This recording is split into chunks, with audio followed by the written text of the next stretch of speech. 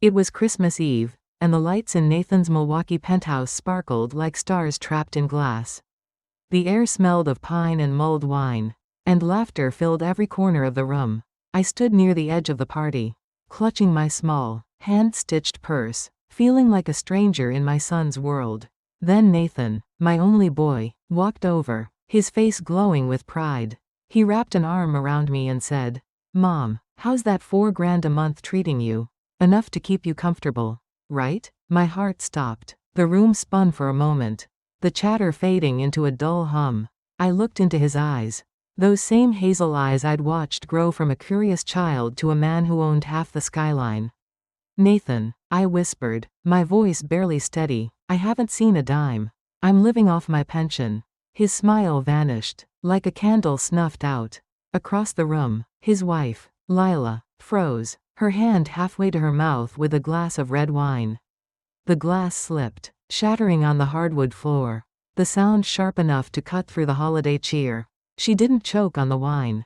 She choked on something else, fear. Maybe, or guilt. That was the moment I knew. Something was terribly wrong. I'm Evelyn Harper. I'm 62 years old.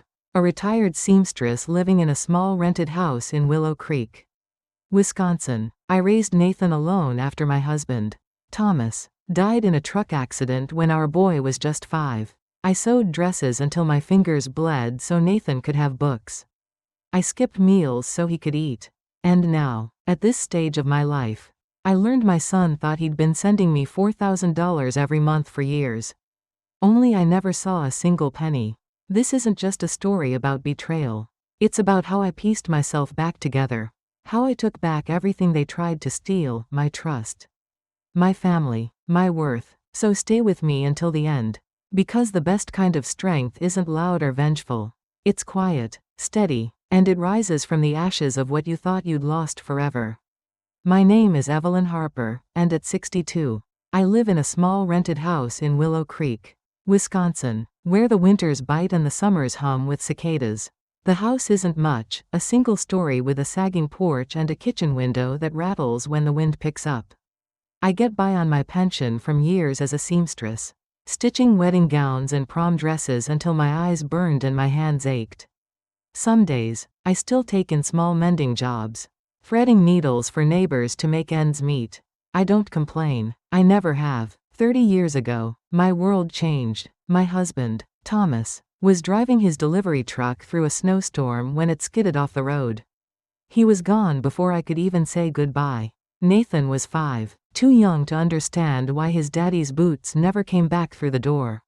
That night, I held him as he sobbed, his little body shaking against mine. "I'll take care of you, sweetheart," I promised. Always. I didn't know how I'd keep that promise, but I knew I would. I worked late into the night, sewing until my fingers cramped, taking extra orders to pay for Nathan's school supplies.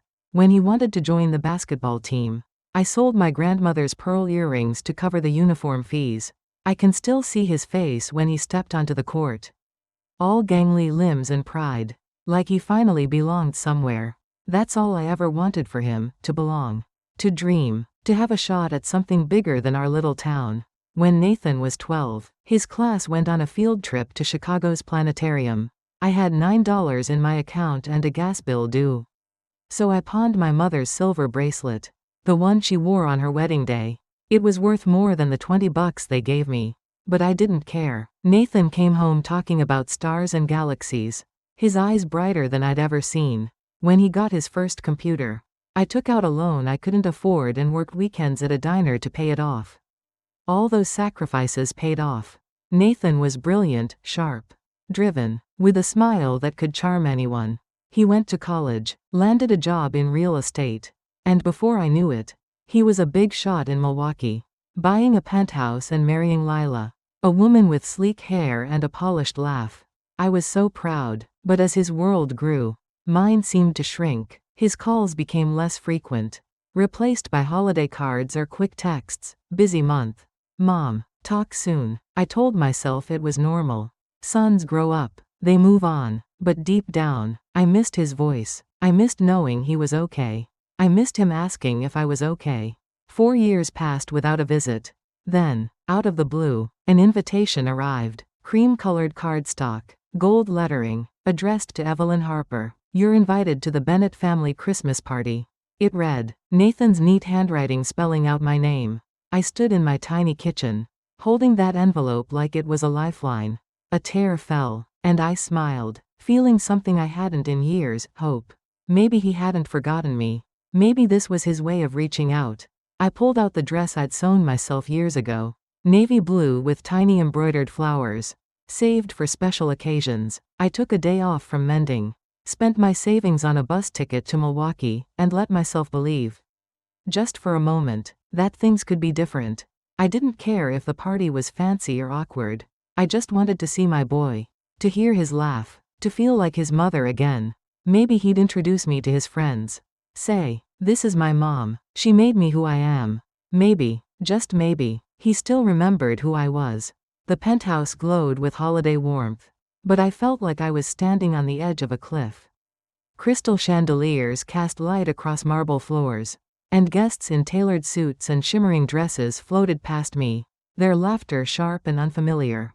I stood near the buffet table.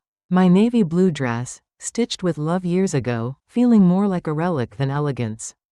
The food looked like something from a magazine, tiny quiches. Smoked trout on crisp crackers. Things I didn't dare touch. It wasn't my world. I was just here for Nathan. He was across the room, laughing with a group of men in crisp blazers. His posture tall and confident. A stranger in a life I'd helped build.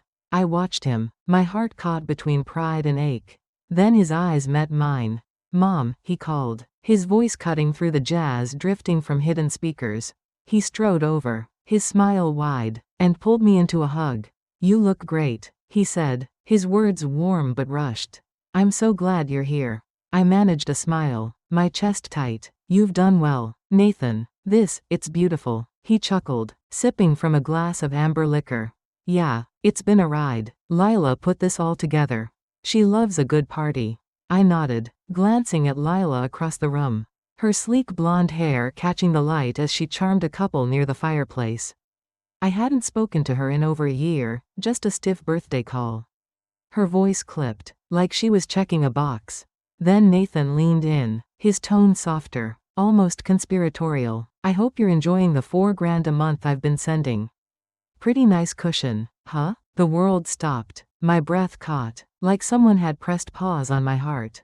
What? I whispered, my voice barely audible over the clink of glasses. Nathan frowned, confused. The money, Mom, $4,000 a month. Lila set it up 4 years ago, direct deposit to your account.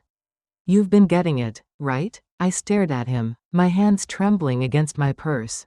The room blurred, the lights too bright, the music too loud. Nathan, I said, my voice shaking, I'm living on my pension. I meant clothes for neighbors to pay my heat bill. I've never seen that money.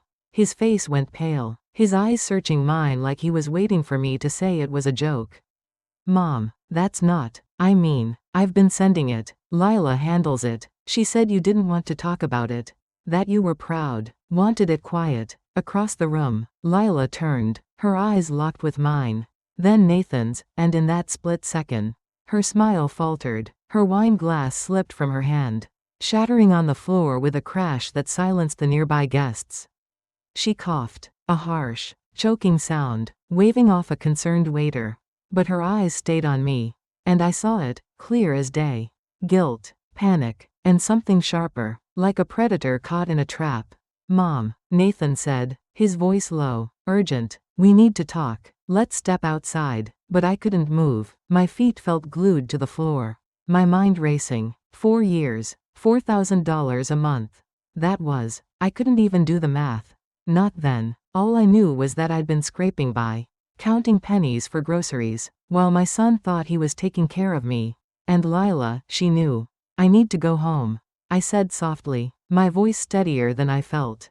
Nathan reached for my arm. Mom, please, I'll figure this out. I gave him a small nod. But my eyes were still on Lila, who was now dabbing at her dress with a napkin, avoiding my gaze. Outside, the Wisconsin winter bit at my skin as I pulled my coat tighter. The bus station was a cold, lonely walk past rows of sleek cars parked outside Nathan's building. My breath clouded in the air. And my heart pounded like a warning drum. It wasn't just the money. It was the lie, the betrayal, the way I'd been erased from my son's life without even knowing it. A few nights later, I was icing my hands after a long day of mending when a delivery van pulled up outside my house. A young man in a puffy jacket stepped out, holding a package. "Evening, ma'am," he said. "Looking for the Harper residence?" "That's me," I said, confused, but I didn't order anything. He checked his clipboard. "Oh, not for you. For Nathan Bennett, big shot in Milwaukee, right? I used to deliver to his place all the time, fancy tech, furniture. You name it." His wife, Lila, told me his mom lived in Minnesota. Needed stuff shipped there. Small world, huh? My stomach twisted. "Minnesota?" I repeated, my voice hollow. "Yeah," he said, shrugging. "She said Nathan's mom was real private. Wanted everything sent long distance. Anyway, happy holidays." He handed me the package, a misdelivery meant for Nathan, and drove off. I stood there, the cold seeping into my bones. Minnesota. I'd lived in Willow Creek my whole life. Lila hadn't just taken the money. She'd rewritten my story, pushed me out of Nathan's life like I was a ghost. And that was when I knew, this wasn't a mistake. It was a plan. The days after that Christmas party felt like walking through fog. I went back to my quiet life in Willow Creek, threading needles and mending neighbors' clothes. But my mind was somewhere else. Nathan's words echoed in my head, $4,000 a month.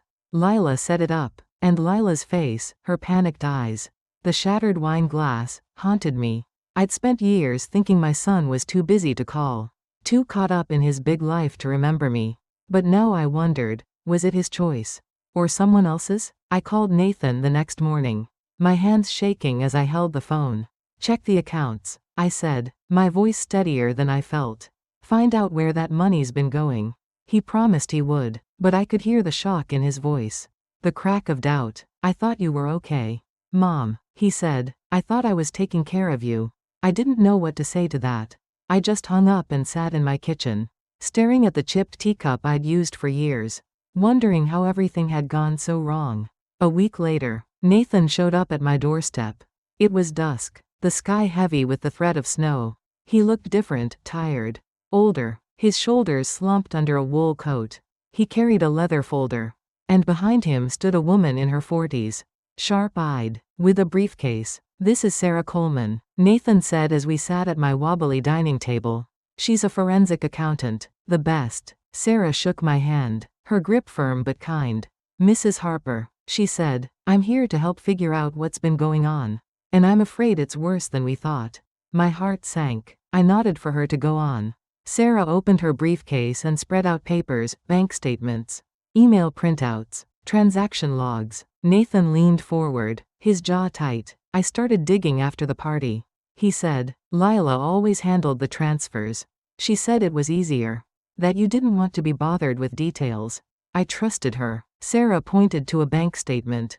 "This is the account Nathan's been sending $4,000 to every month for the last 4 years. It's listed under Evelyn M. Harper, but the address isn't yours. It's a rented mailbox in downtown Milwaukee, set up by Lila. She signed the rental agreement herself." I stared at the paper, my name in crisp black ink. But the address was a stranger's. My throat tightened. "That's not mine," I said. "There's more," Sarah said, her voice calm but heavy. "Lila created a whole narrative. She sent Nathan emails pretending to be you, some written in your voice, others as if you dictated them. She invented emergencies, a car accident that never happened, a flooded basement you didn't have, medical bills for treatments you never got." Nathan slid a document across the table. It was a fake hospital invoice, dated last year, claiming I'd had knee surgery. I hadn't been to a doctor in 3 years. My hands trembled as I picked it up. "She said you were too proud to ask for help," Nathan whispered. "She told me you didn't want to talk about it, that you wanted space." I looked at him, my boy, his eyes red with guilt. "I was never too proud," I said. "I was alone." Sarah cleared her throat. "There's a paper trail. Over 4 years, Lila siphoned off $192. She set up burner emails, linked the account to her phone, even created a dossier to convince Nathan you were struggling but didn't want his help. She handed me a bound portfolio. Pages filled with forged utility bills. Doctored photos of my house looking worse than it was. I flipped through it, my stomach churning, my life twisted into lies. She erased me, I said, barely above a whisper. She didn't just take the money. She took my place in your life. Nathan's face crumpled. I thought I was helping you. Mom, I thought you were okay. I wanted to reach for him. To tell him it wasn't his fault. But the weight of those pages held me back. Years of silence. Of missed calls. Of wondering why my son had drifted away. It all made sense now. Lila had built a version of me that didn't exist, a distant mother. Too stubborn to call, too fragile to visit. I want to face her, I said, my voice steady despite the storm inside. Nathan nodded. We'll set it up. The meeting happened 2 days later in a sterile law office in Milwaukee. I wore my navy blue dress again, the one I'd sewn for the Christmas party. But this time it felt like armor. Lila was already there, seated across a polished table. Her designer scarf draped carefully over her shoulders. Her eyes flicked to me, then away, her fingers twisting a ring on her left hand. Nathan sat beside me, silent but tense. Sarah was there too, her briefcase open, ready. Lila tried to smile, her voice smooth as silk. Evelyn, you look well. I think this is all a big misunderstanding. No need for lawyers, right? We're family. I didn't answer. I just looked at her, letting her words hang in the air. Sarah slid a stack of documents across the table, bank records.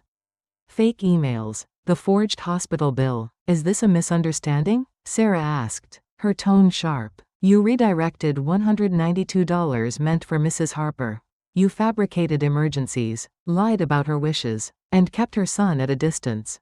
Lila's smile faltered. I was protecting Nathan, she said, her voice rising. He was so busy. And Evelyn, you've always been so independent. I didn't want to burden him with your struggles. Burden? I said, my voice low but firm. You told Nathan I didn't want to see him. You told people I lived in Minnesota. You made me invisible. Lila opened her mouth, then closed it. Her hands shook as she reached for her purse. I was trying to help. She stammered. You never reached out. You could have called. I did, I said, leaning forward. Every birthday, every holiday, I called. You answered. Lila, you told me Nathan was busy. You told me not to worry. And all this time, you were stealing from me. The room went quiet. Nathan's eyes were fixed on Lila, his face a mix of hurt and disbelief. Lila stood, grabbing her purse. This is ridiculous, she said, her voice cracking. You'll hear from my lawyer. But I wasn't done. You thought I'd stay silent, I said, my words cutting through her retreat. You thought I was too old, too tired to fight. But I'm still here. She didn't look back. The door clicked shut behind her, and the silence felt like a victory. Small but real. Nathan reached for my hand. I'm so sorry, Mom. I didn't know. I squeezed his hand, but my mind was already somewhere else. Lila's lies were bigger than the money. I could feel it. Sarah, I said, turning to the accountant. Keep digging. There's more to this. The air in Willow Creek felt heavier after that meeting with Lila. I went back to my routine, mending clothes, brewing chamomile tea, watching the snow pile up outside my window, but something had shifted inside me. It wasn't just the money Lila had taken, or the years of silence she'd built between me and Nathan. It was the way she'd looked at me in that law office. Her eyes sharp and calculating, like she was still holding a card I couldn't see. I knew there was more to her lies. And I was right. A few days later, Sarah Coleman called. Her voice was urgent, not the calm professionalism I'd grown used to. Evelyn, I need you and Nathan to come to my office. I've found something big. Nathan picked me up that afternoon, his face tight with worry. We drove to Milwaukee in silence, the winter fields blurring past the car windows. When we arrived, Sarah was waiting with a stack of documents and a map spread across her desk. She didn't waste time. This is about the shop your husband left you, she said, tapping the map. The little storefront on Main Street in Willow Creek. You thought it was lost to back taxes after Thomas died, right? I nodded, my throat tight. I couldn't keep up with the payments. I assumed the bank took it years ago. That shop was Thomas's dream, a small corner store where he wanted to open a coffee shop. A place for neighbors to gather. He'd talk about it late at night. his voice soft with hope. This is our future, Evie, he'd say. A little piece of us. For when we're old and gray. I hadn't thought about it in years. The memory hurt too much. Sarah's eyes narrowed. The shop was never foreclosed. Lila's been paying the property taxes for the last 4 years, through a proxy. Anonymously. And here's why. She slid a document across the desk. A glossy report from a real estate developer. Nathan leaned in, his brow furrowed. A new shopping plaza? He asked. Exactly, Sarah said. A major retail chain is building a commercial plaza in Willow Creek. The state's involved, and your shop sits right in the center of their plan. They're offering to buy it out for $1.5 million. My breath caught. $1.5 million. For the little storefront Thomas had poured his heart into. I looked at Sarah, then Nathan, waiting for the catch. But I don't own it anymore. I said, do I? Sarah gave a tight smile. Legally, you do. The shop is still in your name. Lila paid the taxes to keep it from foreclosure. But she didn't tell you. Instead, she's been setting up a claim for adverse possession. Adverse possession? Nathan asked, his voice sharp. It's a legal maneuver, Sarah explained. If someone maintains a property, pays taxes, makes improvements, acts like the owner, without the legal owner's objection, they can claim it after a certain period. Lila's been doing just that. She hired contractors to repair the shop's roof, repainted the exterior, even filed maintenance records, all under the pretense that she was managing it for a distant relative who was unwell. I felt like the air had been sucked out of the room. Unwell? I repeated. Sarah pulled out another document, an email from Lila to a contractor. She claimed you were suffering from early dementia. Evelyn said you were too fragile to manage the property and that she was stepping in to help. She's been building a case to take the shop legally. So when the developer's offer came, she'd be the one to cash in. Nathan's face went white. He grabbed the email, his hands shaking. She told me you were struggling. Mom, she said you didn't want me to visit because it upset you. That you were forgetting things. I believed her. I stared at the map. The little red dot marking Thomas's shop. It wasn't just a building. It was his dream, our dream, the last piece of him I had left. And Lila had tried to steal it. Not just from me, but from everything we'd built together. She didn't just want the money. I said, my voice barely above a whisper. She wanted everything I had left of him. Sarah nodded. It's a long game, but she was careful. She told people in town you'd moved to Minnesota. That you were too sick to manage your affairs.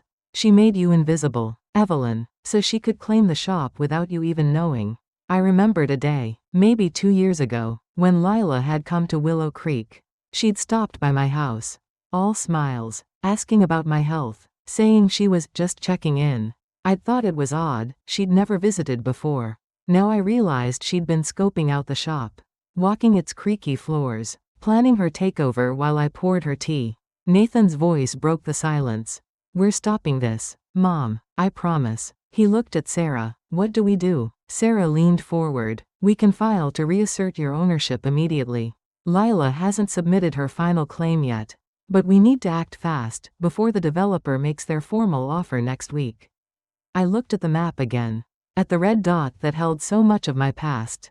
Thomas's laugh, his calloused hands sketching out plans for a coffee counter. His voice promising a future we never got to share. Let's do it, I said, my voice steady, like I was speaking to him as much as to Sarah. Let's take back what's mine. The next day, we sat in a lawyer's office.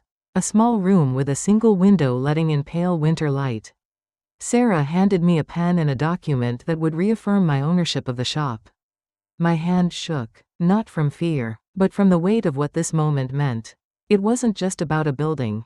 It was about my voice, my history, the life I'd fought for. I signed my name, Evelyn Harper, in one smooth stroke. And something inside me settled, like a stone finding its place in a riverbed. It's done, Sarah said, stamping the page. The shop is yours again. Uncontested. I looked at Nathan, his eyes full of something I hadn't seen in years, pride. Not for himself, but for me. Dad would be proud, he said softly. I nodded, my throat too tight to speak. Thomas's dream was safe, and for the first time in a long time. So was I. The paperwork was signed, and Thomas's shop was mine again. A week later, the developer's offer came through, $1.4 million for the little storefront on Main Street. I sat at my kitchen table in Willow Creek, staring at the number on the contract. My hands wrapped around a chipped teacup. It felt like a dream, but not the kind that fades when you wake up. This was real. The money was real, and for the first time in years, I felt like I could breathe. I didn't rush out to spend it. There were no grand shopping sprees, no flashy announcements. Instead, I paid off every debt that had weighed me down, the credit card I'd used for winter boots, the overdue electric bill, the loan I'd taken for Nathan's college years. I bought a small house just outside Madison, Wisconsin, a cozy place with a wraparound porch and a view of rolling hills. It wasn't fancy, but it was mine. I planted a garden out back, with lavender and rosemary, the kind Thomas used to say smelled like home. I started taking pottery classes, something I'd always wanted to try but never had the time or money for. My hands, once calloused from sewing needles, learned to shape clay, spinning it into bowls and vases. They weren't perfect, lumpy, uneven, but they were beautiful to me. Each piece felt like a small victory, a way of saying, I'm still here, I'm still creating. Nathan came to visit often, his guilt slowly giving way to something softer. One Sunday, he showed up with a woman named Claire, a schoolteacher with a gentle smile and eyes that crinkled when she laughed. "Mom, this is Claire," he said, his voice nervous but warm. "She's someone special." Claire stepped forward, her hand extended. "It's so good to meet you, Evelyn," she said, her voice like a warm blanket. She bent to pet my old tabby cat, Whiskers, who purred at her touch. Over tea, she asked about my pottery, admired the lavender blooming outside, and listened as I told her about Thomas's dream for the shop. There was no pretense, no polished charm like Lila's, just kindness, real and unforced. Nathan watched us, his shoulders relaxing for the first time in months. "Claire's not part of what happened," he said quietly. "She's good, Mom. She cares about you, about us." I looked at Claire, then at my son, and felt something loosen in my chest. "I can see that," I said, and I meant it. Lila was gone from our lives by then. Nathan had filed for divorce, a quiet process handled with Sarah's help. I didn't ask for details, and he didn't offer them. I didn't need to hear her name anymore. I'd thought about pressing charges. Sarah said we had enough evidence to put Lila away for fraud. "Maybe more. You'd win," she told me. "Restitution, justice, it's all there." But I shook my head. "No jail cell can give me back those years," I said, "and no courtroom can make me whole." I didn't want revenge. I wanted peace. And peace, I was learning, came from letting go, not holding on. The money from the shop changed my life, but not in the ways Lila might have imagined. It wasn't about luxury or showing off. It was about mornings spent sipping tea on my porch, watching the hills turn gold with sunrise. It was about clay under my fingernails, about dinners with Nathan and Claire where we laughed over burned casseroles. It was about planting rosemary and remembering Thomas without the ache of loss. One evening, as the sun dipped below the hills, Nathan brought me a gift.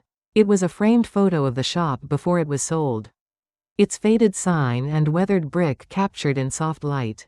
"I thought you'd want to keep a piece of it," he said. I traced the frame with my finger, my throat tight. "I already kept the best piece," I said softly. "Myself." Nathan's eyes shimmered. "Dad would have loved to see you like this," he said, happy, strong. I smiled, not because I needed his words, but because they were true. I wasn't the woman who'd stood in that penthouse, invisible and uncertain. I was Evelyn Harper, the woman who'd fought for her place, her past, her future, and I was free. Spring came to my little house outside Madison, and with it, a new rhythm to my days. I'd wake to sunlight spilling through my bedroom window, painting soft patterns on the walls. I'd sip chamomile tea on my porch, watching the hills bloom with wildflowers, the air carrying the hum of bees and the scent of rosemary from my garden.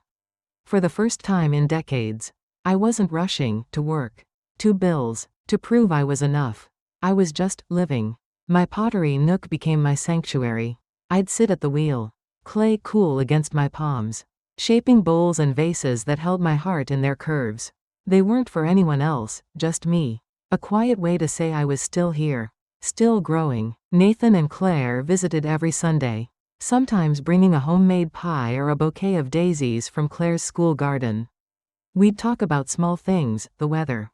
A new recipe. The way Whiskers chased fireflies. Sometimes we'd sit in silence. And that was okay. It felt like family again. Not out of guilt, but choice. One morning, as I was glazing a vase, an email popped up on my old laptop. The subject line stopped me cold: invitation to speak, Elder Rights Campaign. It was from a woman named Alicia Reed, director of a national organization fighting elder abuse. Dear Mrs. Harper, it read, your story of resilience has reached us. We'd be honored if you'd share it at our conference in Chicago. Your voice could help so many others. I read it twice, my heart fluttering with something unfamiliar, not fear, not pride, but purpose. Me, speaking to a room full of strangers? I wasn't sure I could. But then I thought of the years I'd spent silent, invisible, believing I'd done something wrong to lose my son's love. If my story could help even one person feel less alone, it was worth telling. I typed back, I'd be honored. Tell me more. 3 weeks later, I stood in a Chicago hotel conference room. A name badge pinned to my sweater, Evelyn Harper. Survivor and advocate. The words felt strange, like they belonged to someone else. But when I stepped to the podium, my hands steady, I looked out at the crowd, social workers, lawyers, people like me, and I started to speak. I'm not an expert, I said, my voice soft but growing stronger. I'm just a mother, a widow who sewed dresses to feed her son. A woman who trusted her family and learned the hard way that trust can be stolen. But I'm here to tell you, you can take it back. I told them about Lila. The $192 she siphoned. The shop she tried to steal. The lies she wove to keep Nathan away. I told them about signing my name to reclaim Thomas's dream. About planting my garden. About finding my voice. The room was still when I finished. Some wiping tears. Others nodding like they'd lived pieces of my story too. A young woman approached me afterward. Her voice trembling. My dad went through something like this. She said, your story gave me the courage to help him. That moment stayed with me. Alicia called the next week. Evelyn, we want to feature you in our national campaign, Voices of Resilience. Video, print, radio, you'd be our first story. I hesitated, but only for a moment. Let's do it, I said. The film crew came to my house, setting up lights around my pottery nook. They asked me to sit with my favorite vase, one I'd painted with swirls of blue and green, like the hills outside my window. They asked gentle questions. What happened? How did you feel? What would you tell someone going through this? I looked at the camera and said, you're not weak. You're not forgotten. The people who hurt you want you silent. But your voice is your power. Use it. The video went viral. Messages flooded in, from mothers who'd been pushed out of their children's lives. From sons and daughters wrestling with guilt. From strangers who saw my story on a bus stop poster in Denver or heard it on a radio ad in Ohio. One letter stood out. From a woman in Nebraska. I confronted my sister after watching your video. She wrote, you gave me the strength to stand up. I read that letter over and over. My heart full. For so long, I'd thought silence was my strength. That swallowing pain was dignity. But now I understood, dignity was speaking my truth. Loud and clear, my life settled into a gentle rhythm. I kept making pottery, tending my garden, laughing with Nathan and Claire over Sunday dinners. One evening, as we sat on my porch watching the sunset, Nathan asked, Mom, do you ever think about her? Lila? I set my tea down, the cup warm in my hands. Not much, I said, sometimes, but not like I used to. He looked surprised. You don't hate her? After everything? I shook my head, gazing at the hills bathed in amber light. Hate is heavy, Nathan. I carried enough weight for too long. When I had nothing, maybe hate would have felt like power. But now? I don't need it. I'm free. He didn't say anything, but his eyes softened. She thought she could break you. He said quietly, but you're stronger than she ever knew. I smiled, not because I needed his words, but because they were true. Lila had tried to take my money, my family, my past, but I was still here, shaping clay, planting seeds, living a life I'd built from the ashes of her lies. As I look back, I think of a quote Claire shared with me one Sunday. From a book she'd read to her students, betrayal may break your heart, but survival builds your soul. That's what I've learned. Lila's lies cut deep, but they didn't define me. What defined me was standing up, speaking out, reclaiming my place, not with anger, but with quiet, unshakable strength. If you're listening, and you've felt invisible, manipulated, or forgotten, know this: your story isn't over. You have a voice, and it's stronger than you think. Use it to heal, to rise, to live again. Because the greatest victory isn't in proving someone else wrong. It's in proving to yourself that you're enough.